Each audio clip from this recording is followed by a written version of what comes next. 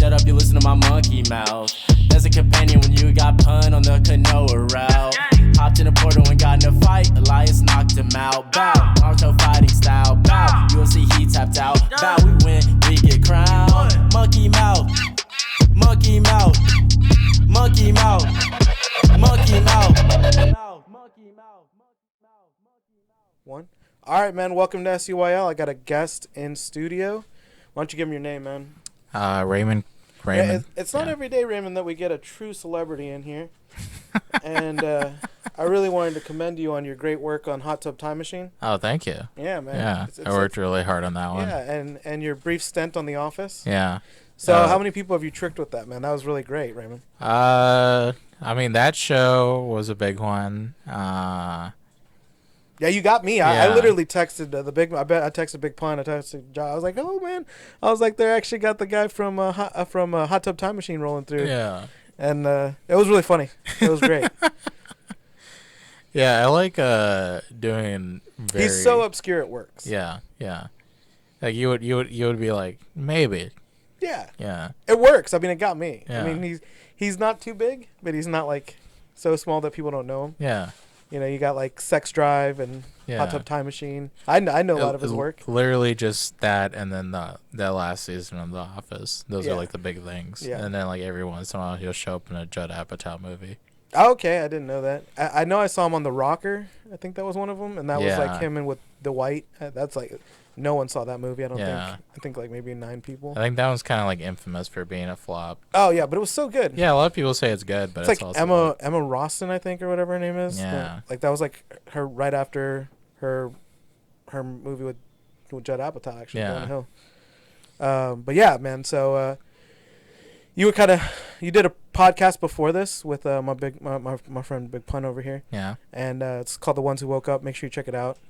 And y'all were talking about one of my favorite things, which is the Midnight Gospel with Duncan Trussell. Yeah. And so you had a loss, and you lost your father. Yeah. And that was basically a pivotal point in time to help you kind of cope with the loss of your father, or did it just kind of like help you understand grieving? Yeah, I mean, well, the show came out like a couple of years before it happened, but Okay. I rewatched it probably a couple months after it happened. It's more specifically that last episode, and then I listened to the actual podcast. Yeah, the actual podcast, both episodes.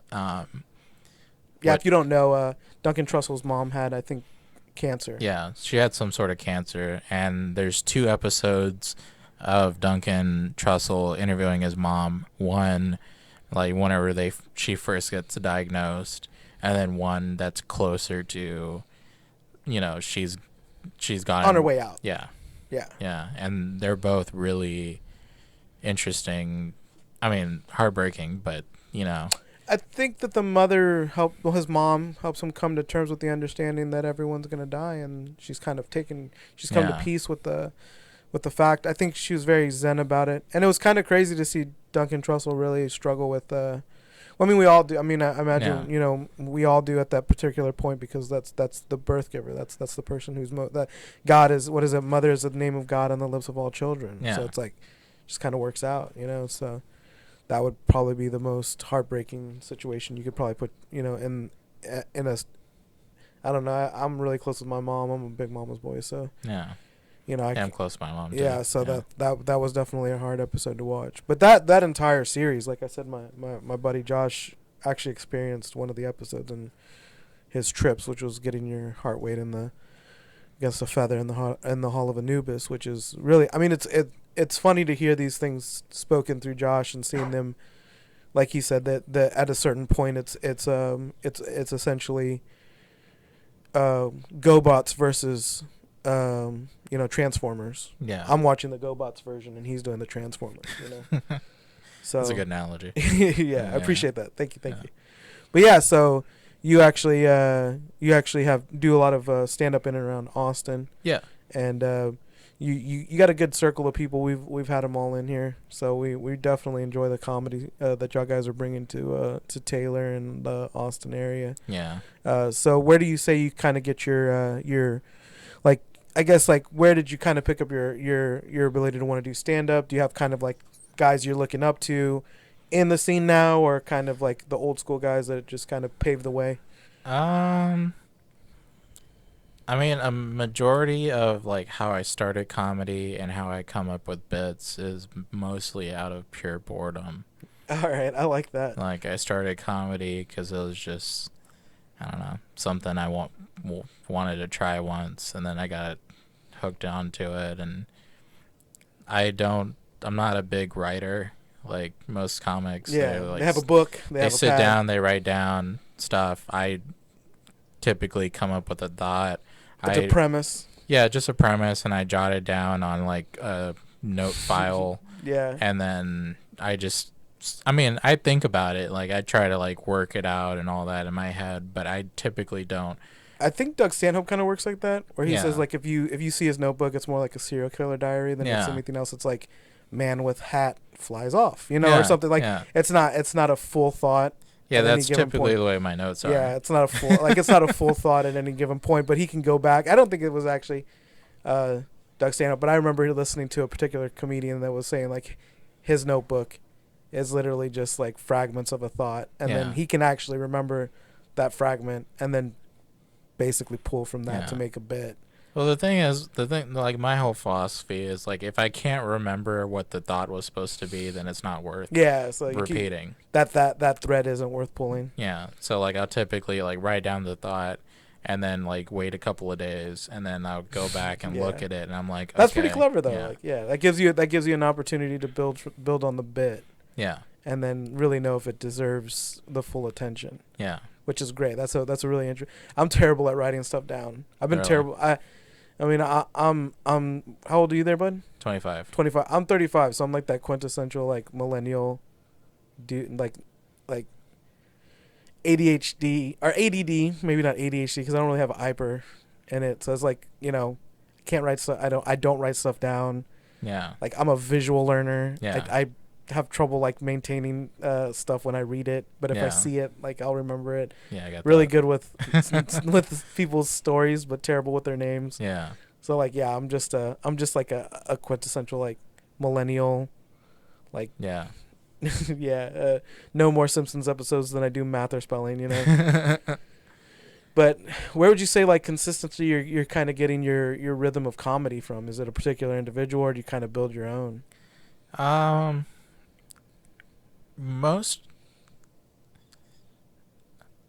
The thing is I don't really like watching stand up. I don't. That's a cool. Yeah, premise, I'm man. not a stand up. As much as I sort of like doing stand up, and even that I still don't really like stand up. But the more I think like I like comedy. Yeah. But as like a concept, but I don't particularly care. Like TikTok's one of my favorite things. People shit on TikTok. I am addicted to it because I think. Well, I mean, they basically made it so that you can be addicted to it. So there's nothing wrong with that. I mean, that's essentially the purpose. That's true. But the thing is like, I don't know if you follow me on Instagram. Yeah, I think I do have you on Instagram. Yeah, I'm sure. My stories is just like the most insane because all I do is just repost TikToks on my stories. Yeah. So like, I mean, I don't do it that much nowadays, but like every once in a while, you'll just see like 30 things on my stories, and every single one is just like the most insane like TikTok. And basically, I mean, I guess that's where I get most of my comedy from, because the way I see it is like TikTok is, or not TikTok, but at least my algorithm where I'm doing, where I'm finding all these weird videos. Yeah. It's almost like the future of what comedy is kind of going to be like. Yeah, I think that they say that Bo Burnham kind of like was discussing that as like short form, like almost like one act plays. Well, it's like, it's also not even that, but it's like we're getting to a point where like, and this is a thought that I've been playing around in my head a lot, is comedy has become so commercialized. Yeah. or at least like whatever. Well, there's a certain there's an ebb and flow when it comes to that. So I definitely agree that this is a point in time where comedy is no longer. There's not as much free expression in comedy. Yeah. So like where Joe Rogan was, like had like very little, like I guess maybe uninhibited maybe is a good word. Yeah. I might be using like a $10 word where it doesn't belong. Now Spotify owns him, so he has to be a little bit more careful. He has to be a lot more careful. Yeah. And then he also dragged a bunch of other comedians into the circle of podcasting, which essentially comes with people who are trying to commercialize that space. Yeah. And then you have in turn it becoming a lot safer, a lot more maybe edges are definitely curved. I mean, like they're softened. Yeah. So I get what you're saying. So at this point in time, TikTok can be a little bit more edgy because there's maybe less people who are trying to chase the dollar on it. Well, it's not even really that it's edgy. It's just like the best example that because I've been trying to think about this a lot. I want to do like a video essay on this, which I haven't ever done before. But the best example I can think of is if you look at actual commercials. Yeah. So, back in sort of like the 90s, you had sort of everything like before the 90s. It's commercials were very like, this is the product. 90s commercials were very story based. It was very strange. Well, 90s had a lot of story based commercials. So like you had like Cindy Crawford breaking down. Yeah. You had the Folgers commercial that they ended up taking the piss out of. Well, those are like the popular coming ones. But I'm also talking about just like more just like the normal stuff. I mean, granted, like all commercials are still very like, this is the product. Oh, please buy it. But basically, I guess what I'm more talking about is like, I don't know, you just, especially if you look at like Super Bowl stuff, like it was, there never really was like the commercials that we have now, obviously. But then you get to the era where like Old Spice started bringing in, comedy. Yeah, they had like, what was that cat's name? From like they brought in like Terry Crews. And then they did stuff before Terry Crews, and this was like this new form of. Are you talking like Flo, Terry Crews? Or even kind of before Flo, but Flo's a good example. It's like you had like all the Geico caveman. The Geico caveman. That was like mid 2000s. Exactly. Yeah. That's like the golden era of like comedy being good in commercials, because you just had these like really strange concepts that somehow struck a chord with an audience. Yeah. Which actually ended up like working, great. But it's still sort of like, it almost seemed like they were letting the prisoners were running the prison inside the commercial studios. They were actually letting people have creativity. Kind of, yes. And despite the fact that it was kind of becoming like a thing, it was also still a very, I don't know how to say it, but it was still like a foreign concept to like the OG advertisers, where they were like, so there was a clash of titans, right? So you had a clash of ideas, maybe where it was like they were able to build someone like, maybe I think the one who maybe even helped start that was Apple. Yeah, because they had like, was it Ryan Long? Justin Long. Justin Long, and then the one of the other kind of, I think he was on The Office too, but he was like kind of he was on the Daily Show with Jon Stewart. He was one of the correspondents. Yeah, and they gave a personality to Apple and Dell, right? Yeah, Dell was a buttoned up kind of like dork. Yeah, and Apple was this kind of like hip Justin Long, cool hip character who was like, we're not your dad's computer. Exactly.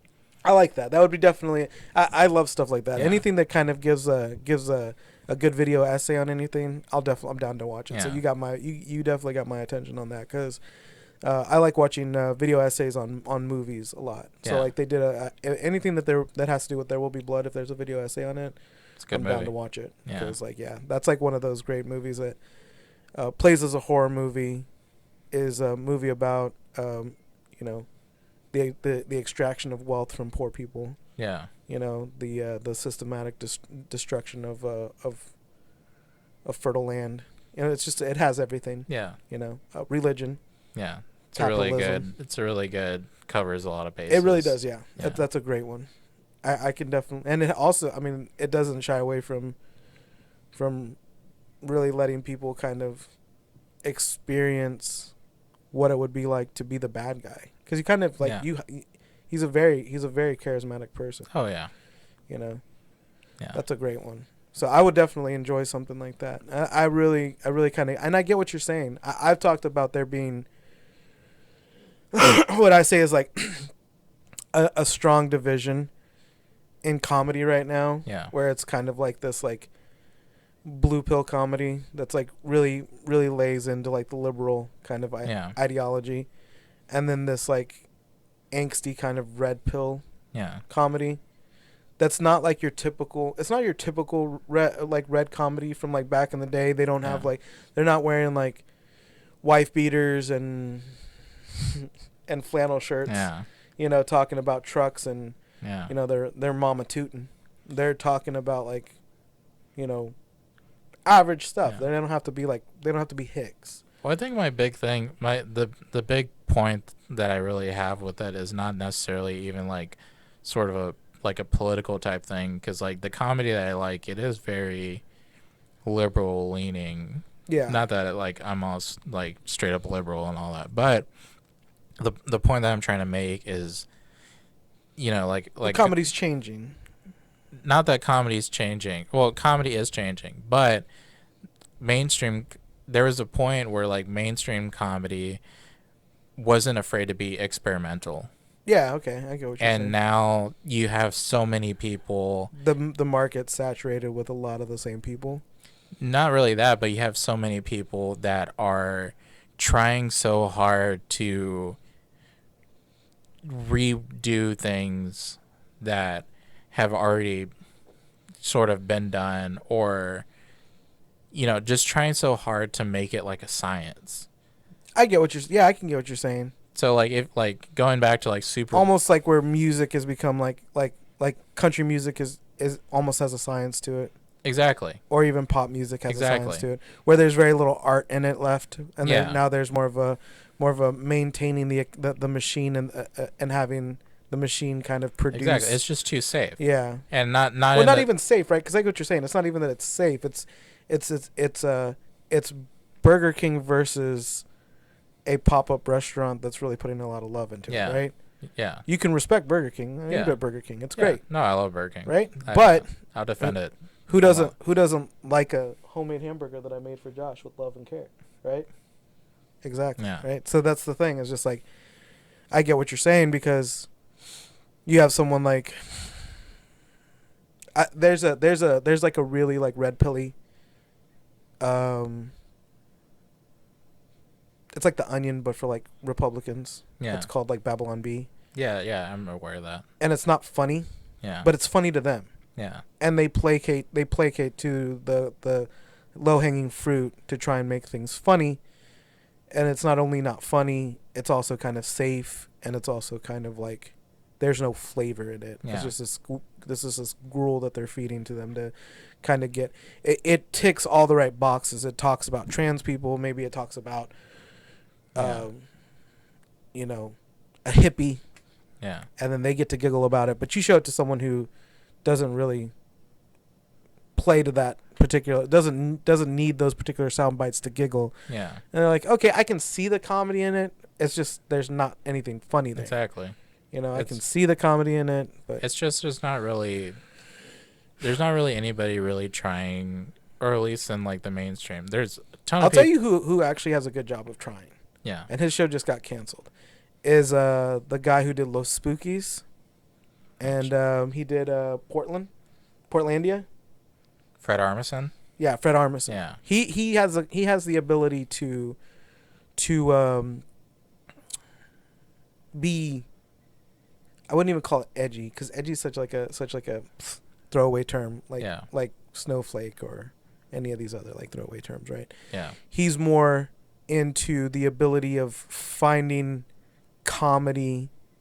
Like, he found comedy in Portland that would make someone who doesn't particularly like Portland laugh, and someone who particularly loves Portland laugh. Yeah. And he was able to get that nice whatever you want to call it, where the two circles meet. Yeah. You know? Exactly. I mean, like everything in the world, everything's a balance, and it's not that I personally don't like edgy comedy, but there are some people who take edgy comedy too edgy, and to the point where it's like the guy who doesn't have a vocabulary, so he leans on swear words a lot to sound like edgy. Yeah, but then like you can't play too safe, because then it's just boring. Yeah. So, you know, you have to find you definitely, I mean, like, when you come into small towns like this, it has to kind of be obnoxious, because Taylor is kind of one of those weird towns that like has the ability to be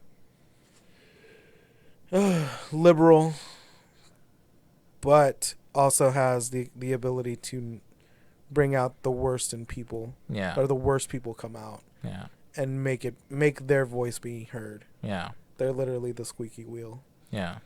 Yeah. It's pretty interesting. Yeah. I think like in my opinion, one of my favorite comedians, and I think mostly the thing I respect about him is the way he like almost never repeats a set, but Rory Scovel. I'll have to check him out, because I don't know him off the top of my head.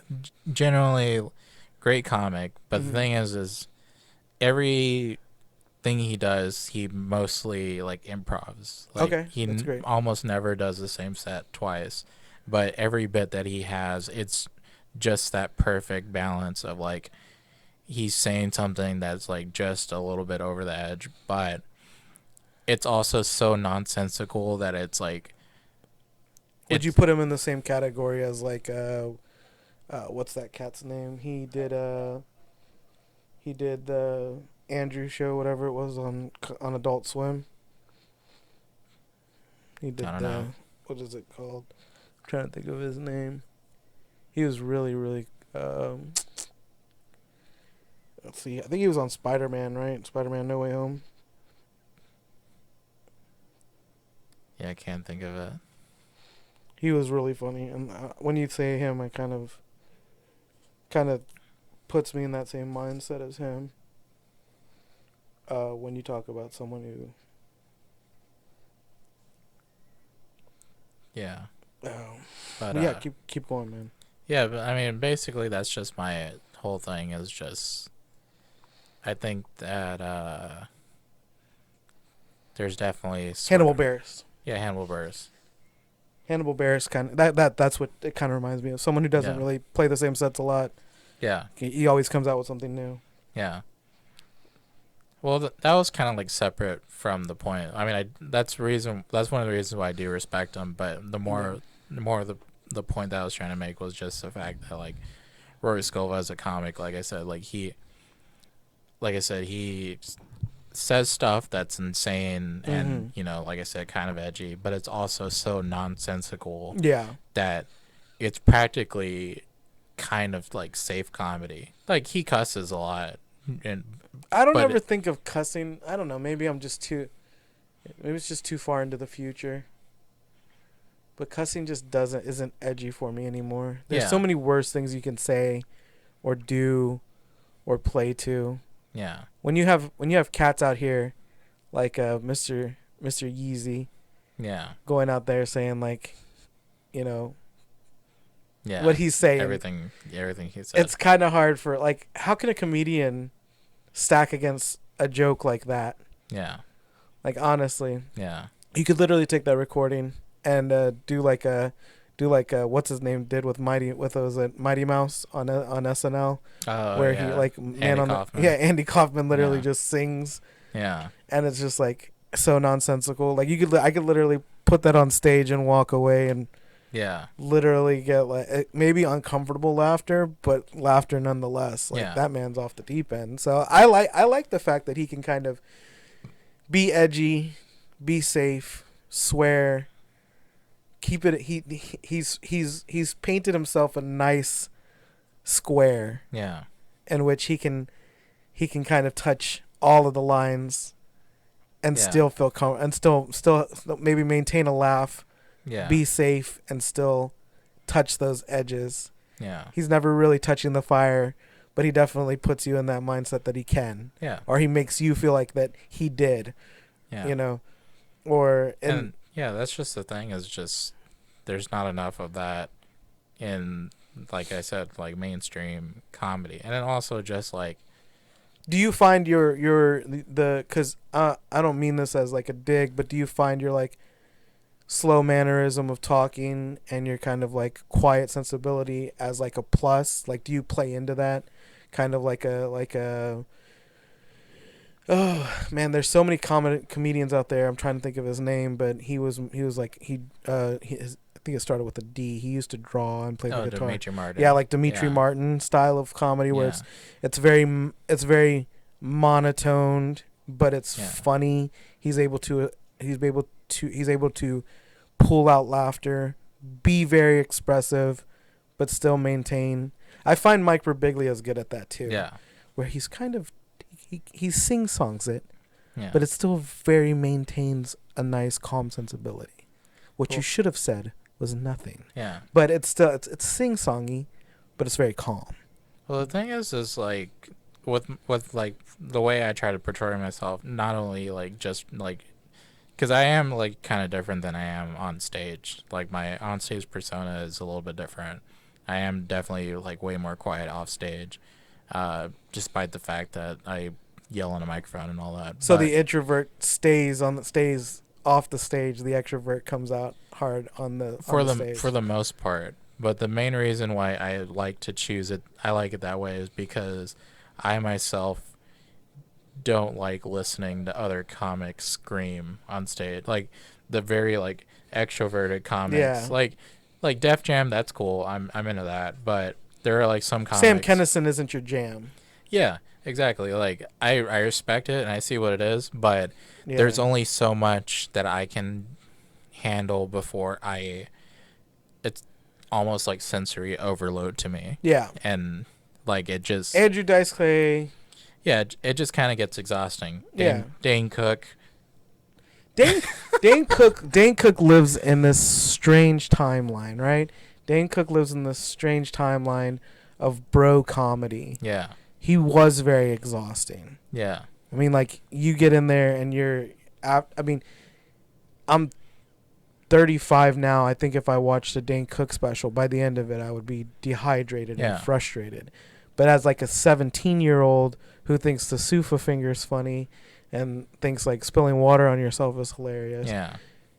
Yeah, it's great. There's so many. But he also, he definitely evolved with the times and the changes of behavior. And I mean, I haven't really seen his comedy after, what was it, Retribution or whatever that album was, but he's definitely toned it down, but he's like 45 now. Yeah. Like, I can't imagine him coming out rolling around and being just to have that energy and then have to listen to that. Yeah. It's just like, I mean, but we like it's kind of funny because like you think of how much people change. Like, I'm not who I was when a year ago, a day ago, a month ago, but then you see a drastic change, and the only one I've ever seen maintain a similar sensibility is maybe Doug Stanhope. Doug Stanhope is forever Doug Stanhope. Yeah.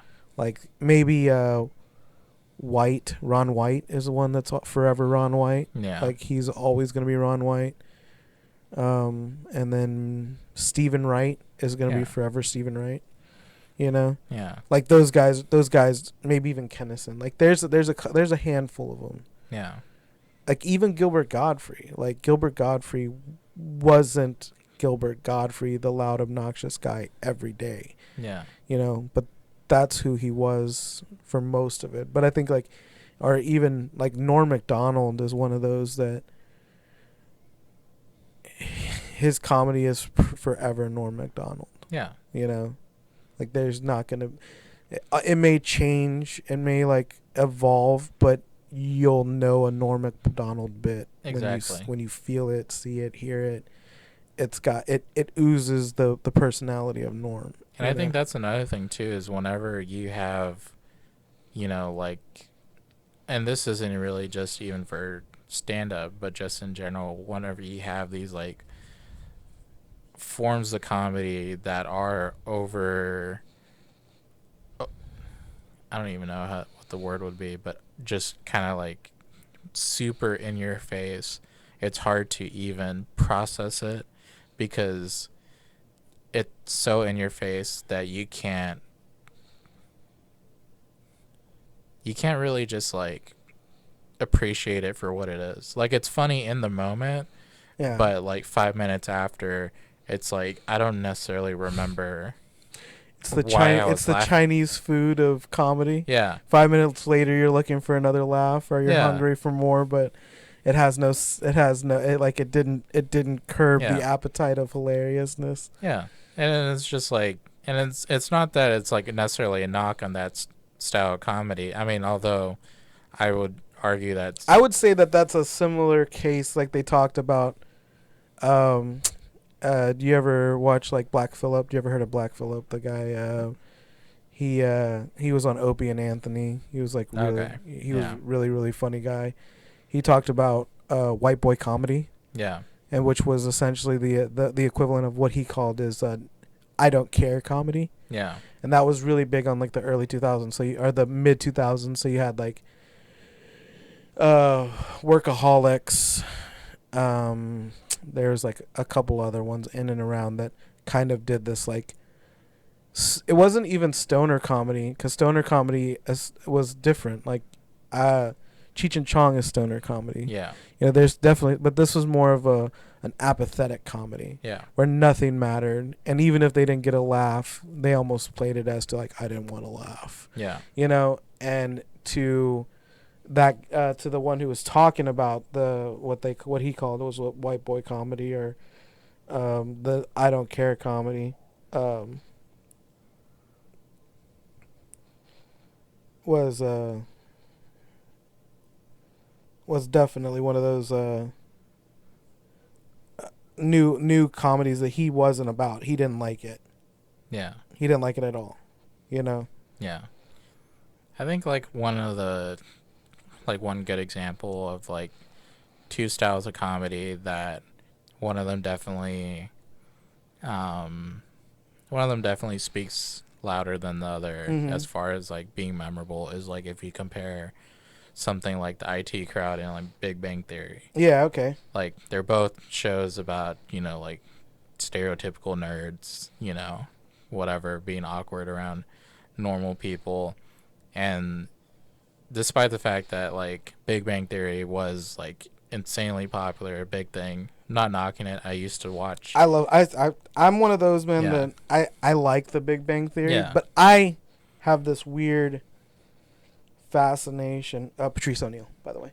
Okay, yeah. Yeah, Patrice O'Neal was the one who I was talking about white boy comedy, or I don't care comedy is what he called it. White boy comedy, and he called it I don't care comedy, which was essentially the comedy of like not giving not giving a shit too much about the laugh, and almost annoyed to be there. Yeah. But you particularly brought up the sitcom comedy, or like easy comedy, right? I guess you could say it's easy comedy, or maybe like lowest denomination of comedy, maybe. Well, it's just like if you look at like like there's kind of similar in the just like the bases, like they cover the same. There's a lot of beats that they cover that's very formulaic. But like they talk about that, it doesn't matter that the flash joke wasn't funny. It matters that they punched the laugh track at the particular time. So even it wasn't particularly the funniest thing, the punch and the punch up was there at the right time to exert laughter from the person who was watching it. I think the main thing that I was trying to get at was more of just I remember more bits from IT Crowd than I ever did. Yeah, okay, I get what you're saying. So where IT Crowd was geared towards maybe actual nerds. Like, no offense to like nerds, but IT crowd was geared towards actual IT guys. Like, it was geared towards the actual comedy of IT. There's a formula for sitcoms in America, let's say that. Yeah. That doesn't exactly care for that laugh. It's not looking for the IT laugh. It's looking for the mass. It's essentially where they're making fun of the situation and looking for the IT crowd to find that humorous. They're making fun of everything in there. They're making fun of the person. They're making fun of the situation. Yeah. They're making fun of the language. They're making fun of the what would you call that? The kind of like world that he lives in. Yeah. They're making fun of all that. So essentially you have a broader chance of getting laughter from someone because it's so broad in stroke that it's almost not funny, where IT is what the British kind of like comedy, right? Yeah. Or British television show that really plays to, it's almost like the difference between Judd Apatow making a really funny show about the true identity of a nerd, which would be funny to the person who actually lives that lifestyle. Yeah. And then someone who is doing nerd face. Yeah. Yeah, I guess that's like a decent way to put it. Yeah. Yeah, it's just the fact that like I feel like certain jokes are crafted, a certain way, and like going back to just comparing the two shows, they share sort of a same audience on paper. Like, yeah. On paper, I get exactly what they you're share saying. the same audience, and I've watched. But I also don't think that that the gentleman who was making The Big Bang Theory really particularly cared to get the laughter. Like, when he was doing, like, it's so strange because I have a love-hate relationship with sitcoms, right? So, where a sitcom is essentially an exaggeration of day-to-day life, right? And it's not, there's no honesty in a sitcom, but it's trying to play to an exaggeration of what life is like, right? I mean, sitcom, the actual definition or the actual long form of the name is situational comedy. But that's what I'm saying. But like, it's no longer that anymore, is it? I mean, the most realistic sitcom is probably Seinfeld, right? Where it's literally people falling into situations haphazardly through their own ignorance and miscommunication in that situation. Yeah. But Big Bang Theory, I don't exactly see someone like Leonard pulling a penny. Yeah. I'm not saying that it's impossible. Yeah. But through the behavior of a Leonard, it is almost impossible to do that. The behavior of a Sheldon is so taxing that at any given point he would probably get his teeth knocked in. Yeah. You know?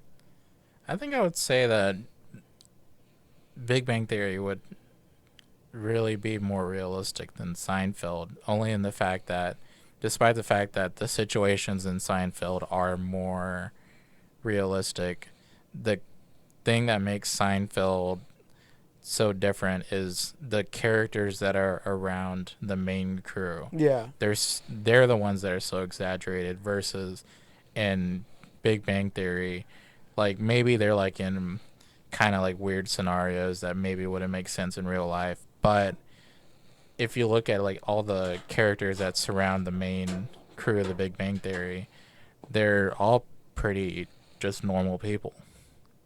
And they're kind of the ones being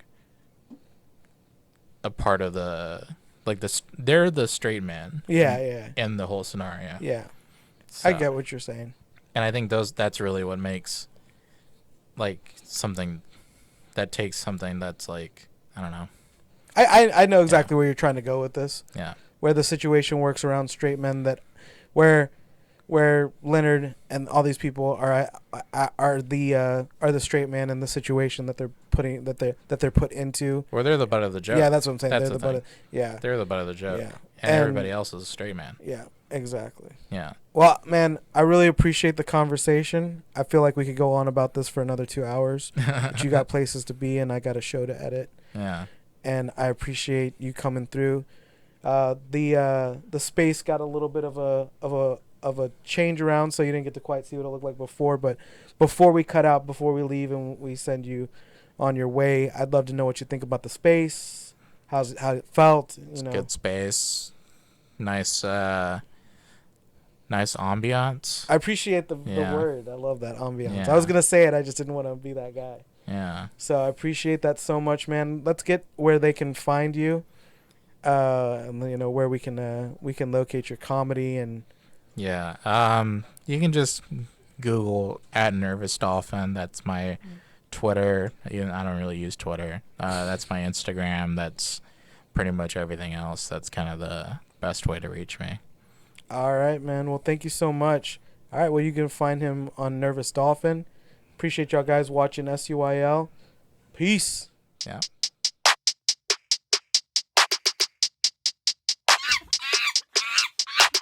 Shut up, you listen to my monkey mouth. There's a companion when you got pun on the canoa route. Hopped in a portal and got in a fight. Elias knocked him out. Bow. Naruto fighting style. Bow.